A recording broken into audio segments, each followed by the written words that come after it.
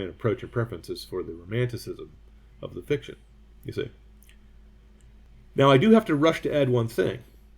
If you want to write a story about a space princess, but you want to make it more based on real modern science, you might have to make her a space senator's daughter, but those are just less romantic and less interesting than space princesses. I'm sorry, you see.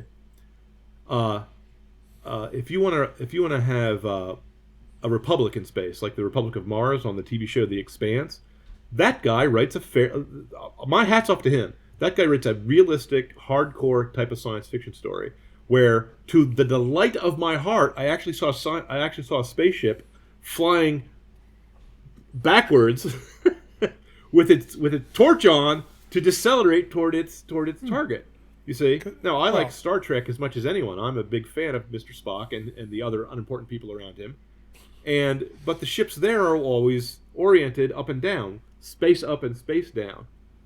And they even made a note of it in one of the movies. They said that Khan only thinks in two dimensions and space is three-dimensional. So let's sneak up on him from beneath, as if Khan's radar would not work beneath. But they were in a nebula, and radars don't work in nebulas, because something. Even though in real life a nebula is a cloud of particles that's you couldn't even tell you were inside one unless you measured it with a special instrument. But never mind that. They're brightly colored in the movies.